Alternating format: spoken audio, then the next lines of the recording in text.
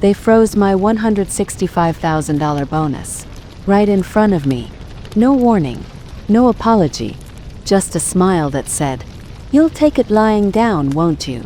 I still remember the moment I got the email. My hands were trembling, coffee cup half spilled on the desk. My bonus, frozen. All $165,000 of it. I stared at the screen, disbelief crawling through my veins. Travis's name flashed in the corner of the email, smug and untouchable, as if he had personally enjoyed every dollar he just stole from me. I leaned back in my chair, the hum of the fluorescent lights above mixing with the soft clicking of keyboards around the office. Everyone was busy with their own worlds, unaware of the storm brewing at my desk. I could feel my pulse in my throat. Was this some mistake? Surely it was. I had closed the deals. I had worked late nights, sacrificing weekends, answering calls at 10 p.m., sacrificing more than I wanted to admit. This bonus was mine. Travis walked by, perfectly coiffed, his polished shoes clicking against the linoleum floor. He gave me a nod, and I could see that smirk, the one he saved for moments like this, when he thought he was untouchable. My chest tightened. I wanted to shout, to throw my mug across the room. But instead, I did something I didn't expect. I smiled. Quietly, calculated. I pulled up the files I had saved over the past months. Emails, screenshots, spreadsheets. Everything that showed my performance, my numbers, the deals that were credited to him by mistake. I wasn't just angry anymore. I was focused. Every click of the mouse, every scroll, was a small act of rebellion. I reached out to Maya first, my closest ally in the office. "Something's off," I whispered. She nodded immediately, understanding. Together, we started tracing the numbers, piecing together the puzzle that was Travis's little scheme. Every night became a mission. Coffee cups stacked higher, screens littered with highlighted cells, red flags marking every discrepancy. It wasn't just about the bonus anymore. As I dug deeper, I realized Travis had been playing a bigger game, one that hurt the company, not just me. Deals were reassigned, revenue inflated, credit stolen. My stomach churned with a mix of rage and adrenaline. I couldn't let this slide. I stayed late one night, fluorescent lights casting long shadows across the empty office. My fingers hovered over the keyboard, reviewing emails I had drafted to the CFO. Each word had to hit precisely, exposing the truth without leaving room for doubt. One wrong line, one missing piece of evidence, and it could all backfire. But I knew I had it. Every number, every screenshot, every recorded call was a bulletproof case. The next morning, I walked into the CFO's office with my heart pounding. Spreadsheets projected, emails ready, evidence laid out like a chessboard. Travis sat across the room, his smug grin fading as the truth unfolded, piece by piece. I could see the realization in his eyes. The empire he thought untouchable was crumbling. When it was over, the bonus was restored. Deals were corrected. Travis sat quietly, stripped of his smugness, while whispers filled the office like a soft wind of vindication. I left the office that day feeling a quiet triumph. Not the roar of victory, but the steady, satisfied calm of someone who had played the game correctly and won. Sometimes the world feels unfair, and people like Travis make you doubt everything. But precision, patience, and truth, those are weapons no one can take away. And that day, I wielded them perfectly. I didn't go home that night. Not really. The apartment felt too quiet, too safe.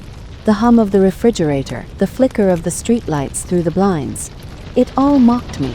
My mind replayed every email, every Slack thread, every signed contract over and over.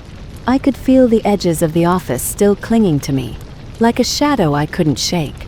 I drove back downtown, parked in the same spot, and walked into the building like a ghost. The elevators hummed, the lights flickered softly.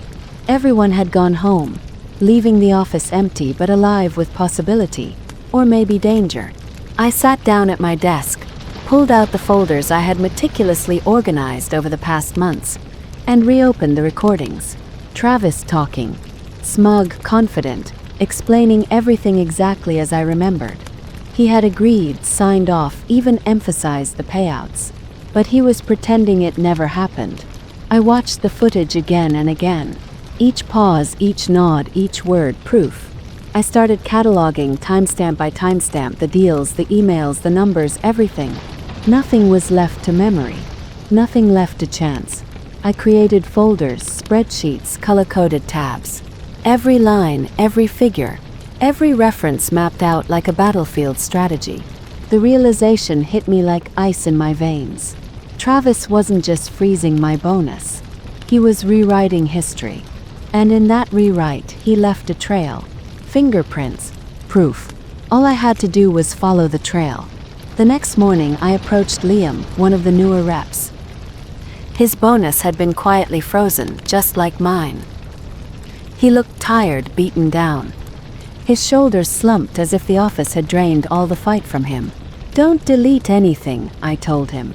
"Leave it all. I'll handle this." He blinked, confused. "Handle what?" "Trust me. Just don't touch a thing." I started pulling every file, every export, every hidden thread.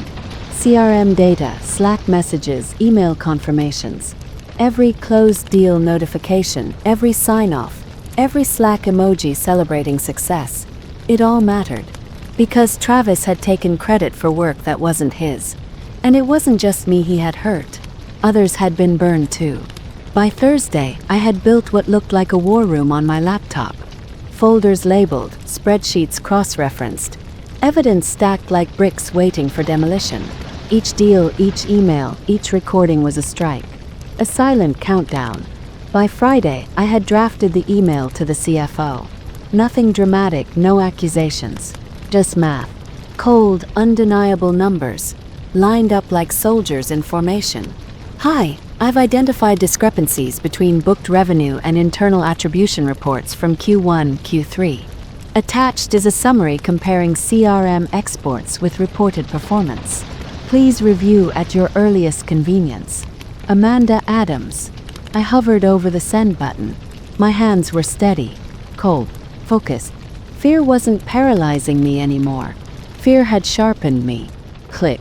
And then silence. No alarms. No dramatic showdown. Just the quiet, sterile hum of the office. And the sense that something had shifted. Slowly, inevitably. Monday morning came too fast. The city hummed with its usual rhythm, oblivious to the storm I'd set in motion. I walked into the office, badge scanning like it always did, coffee in hand, heart calm but alert. No one looked at me twice. That was fine. They didn't need to. The emails had been read. The spreadsheets digested. The evidence was already circulating, quietly, like a virus no one knew how to stop. I didn't check Slack. I didn't glance at the news feed. I moved through the floor with the calm precision of someone who had rehearsed this 1,000 times.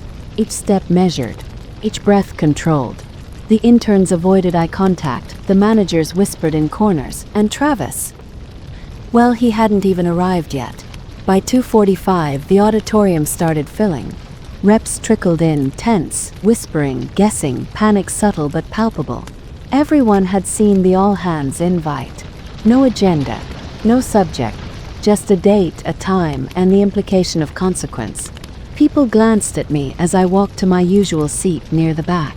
Some nodded, some whispered. It gave nothing away. Travis strolled in 5 minutes late, latte in hand, joking too loud, trying too hard. The forced laughter around him bounced off the walls like echoes in an empty cathedral. He didn't notice me. He never did. He was already performing, already spinning his narrative. Then the CFO entered. Silence. Real silence. No introductions. No small talk. Just one slide projected on the screen behind him. Revised sales attribution. Q1, Q3. White letters on black. Minimalist. Cold. Perfect. The room froze. Travis froze. I didn't. I knew what was coming. These adjustments reflect compliance with executive-signed compensation plans. The CFO began, voice even, deliberate. Retroactive to Q1. No one breathed. We've conducted a thorough audit of attribution, your structure and initiative alignment. Some discrepancies were identified. Effective immediately. Affected deals have been reassigned to their original owners. Bonus distributions are being processed accordingly. No names, no theatrics, just the math, the proof. Eyes scanned the room. Whispers rippled through rows of seats. Reps calculated silently in their heads, realizing checks might actually grow, might actually reflect the work they had done. Travis looked down at the slide like it was in a foreign language. The smirk gone. He sat frozen. No joke could undo this. No charm could fix it. The CFO moved to the next slide. A bar chart. 2 sets of names. Previous attribution. Verified attribution. My name towered over both like a monument. Undeniable. The subtle ripple of shock passed through the room. People stared. Some whispered, some nodded, some covered their mouths. Travis didn't move. Didn't speak. Didn't even adjust his tie. His empire of lies, built on reassigned deals and phantom numbers, was crumbling silently in plain sight. Final slide. 1 line. Bottom of the page. Accuracy Validator. Amanda Adams. Director of Sales Operations. Bold. Clean. Unadorned. The new reality. My reality. Sat back calm. Not triumphant. Not smiling. Was still. Observing the ripple of gravity settling over everyone else. The quiet aftermath of inevitable accountability. People filed out. Some glanced at me. Some whispered. Maya gave a tiny, almost imperceptible nod. Liam mouthed a slow, reverent director. Travis slumped, glasses off, rubbing the bridge of his nose. Even his gestures were small, defeated. I walked out last. Not like someone leaving, but like someone arriving. The office hummed as usual, but I knew the undercurrent had changed. A shift had happened. Systems had failed him. Memory, records, precision, they hadn't failed me. The game had changed, and I was already 10 moves ahead. The next few days were surreal. The office buzzed with cautious energy. People smiled differently, whispered differently, looked at Travis differently. No one confronted him directly. No one needed to. Numbers don't lie, emails don't lie, audit trails don't lie. I kept my head down, responding to messages, reviewing dashboards, checking progress. Every so often, a colleague would pass by my desk with a quiet, "Thanks, Amanda." He nodded, grateful but composed. This wasn't about gratitude. It was about truth, and it had already spoken. Travis's absence grew more noticeable. Rumors floated. HR meetings, performance discussions, whispered coaching sessions. His empire of influence was evaporating, quietly, methodically, like smoke through an open window.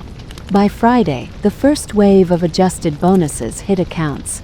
Notifications pinged, people checked their numbers, and a subtle ripple of relief and vindication passed through the floor.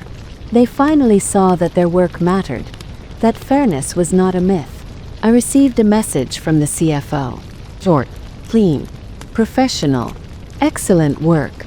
The accuracy report was thorough. You've saved the team months of confusion and misattribution. I didn't respond immediately. I took a breath, looked out the window at the skyline, and finally typed a brief, simple reply. Thank you. Just doing my job. The following Monday, the company gathered again for a smaller meeting. This time it wasn't tense. It was celebratory. Departments congratulated one another. People shared success stories. And somewhere in the corner, Travis sat quietly, head down, no smirk, no jokes, no charm. I walked past him briefly, almost casually. Morning, I said. Neutral. No triumph, no gloating. He looked up, eyes wide, swallowing words he had no right to. That alone felt like justice. Later, back at my desk, I reflected.